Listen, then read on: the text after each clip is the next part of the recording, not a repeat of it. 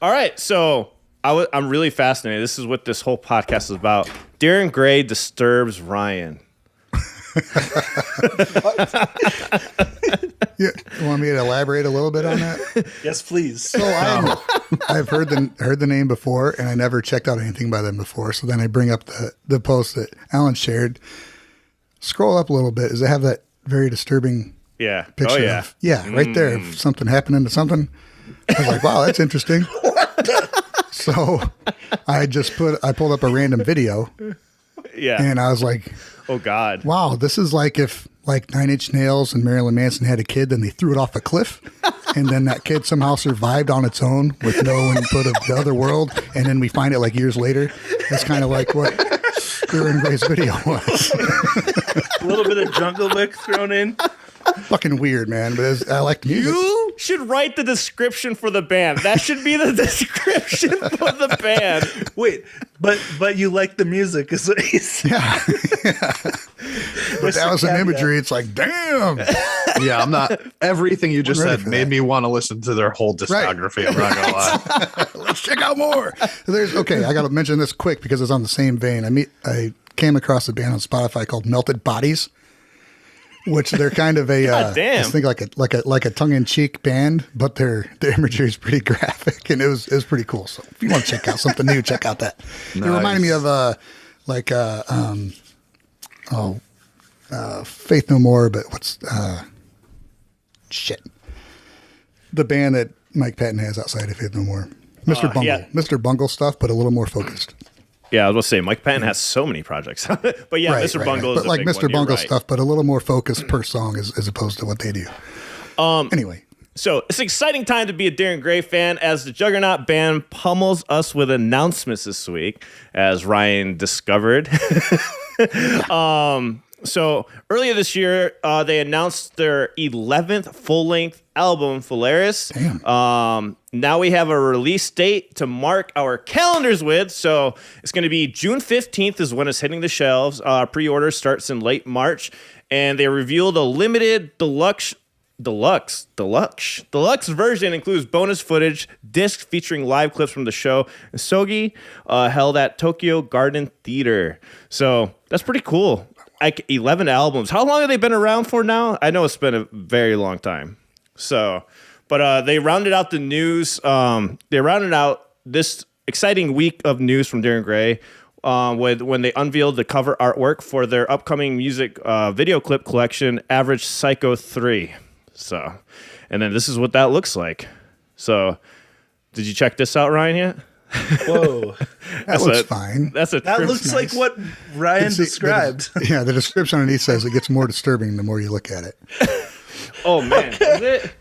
let's look Don't get me wrong. I'm not opposed to this imagery. I think it's cool shit. I just wasn't expecting that. Yeah. It'll definitely catch your eye. I need to write down that description and put it in the podcast title. I'm definitely putting that in the podcast title, whatever you just said. The Guar stuff, but more graphic. Yeah. But anyways, yeah, this was going from Darren Gray. I haven't heard much about Darren Gray. Have you guys reacted to a lot of Darren Gray songs? Starting with you, Rich. What have you heard from Darren Gray so far? I've heard nothing, and I was just actually thinking about that. Like, well, I just looked it up, by the way. They've been around since '97, so they've been doing this for 25 years. Damn. I am really excited that I haven't heard them, and I kind of don't want to until this comes out now, because the idea of this huge band that's been around for the last 25 years coming out with like this big sort of comeback album this year, like, I just want to listen to the whole thing now. Like, I've been hearing about them and the respect that people have for them. Yeah. And the fact that I'm completely fresh, like, on this is making me that much more excited about listening to this 2022 version of them.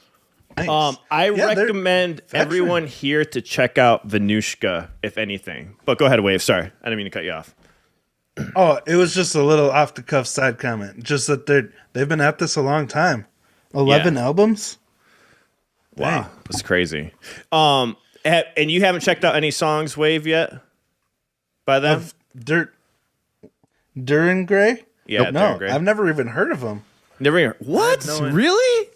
No idea what you guys were talking about. Maybe it's because I start off with Maximum the Hormone, and maybe it's more on they are more on the metal side, but they have a lot of different styles of music. It's more like the Visual K kind of style, most of them. But I can't say all of it's like that because it really isn't.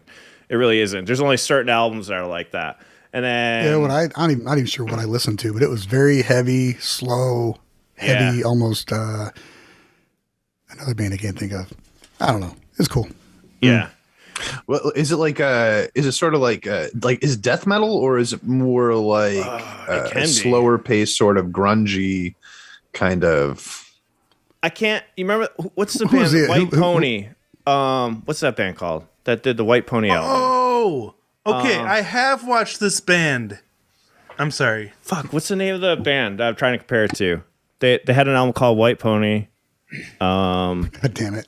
Yeah, I know what you're talking about. You know what I'm talking about, right? It's like that slowness. It has like the slowness and eeriness of that. I don't know. I'm hit and miss with Darren Gray. There's some songs I fucking love, and there's some songs I'm like, but I don't know. Okay, typo negative-ish, but not as corny. Yeah. yeah. Okay. I hear that for sure. White Pony is an album by Deftones. Deftones. There you go. Deftones. Thank you. I was like, I couldn't remember. I never was really a Deftones fan either, but I like Darren Gray. I would say they're, I don't know, Devil Oof. Have you guys heard of that band? Jeff Fenn just mentioned in the comment section. That's a really good band too. Yeah.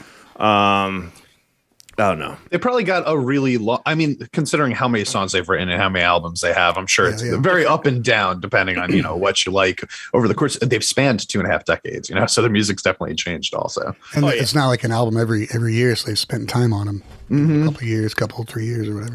I think it's really cool though that we haven't really, or most of us haven't really listened to them because we get to backtrack now. So it's like we get to hear them now and then find all the stuff from the past. And I love that. That's my favorite experience in music is going, ooh, look at this great new band I just found. Oh shit, they have 25 years of music. Hell yeah. Yeah, right? That's crazy. But I was gonna say there you go. Brain going dead already. Forgot what I was gonna say. Go, Ryan. Mine died like 10 minutes ago. So. All right. Mine dead 10 minutes ago. Hang in there, Wade. But it's a pretty cool band. It's cool that maybe that could go on the Patreon polls. That's what I was thinking for one of the weeks. Maybe do some Darren Gray. Maybe. Yeah, definitely. We should definitely start throwing in some classics. X Japan's a classic, but I'm glad it won too because I can't wait to listen to more of them. I've only heard one song, but it felt like I've only heard like the Metallica of Japan. I was like, yes, let's hear this. That kind of big. For more whatever that was, be sure to subscribe to Gaijin Guys and turn on the notifications so you can be part of the live stream every Sunday. You can also find us wherever you listen to podcasts, and you can find more exclusive content on Patreon. So we'll see you there. Thank you so much.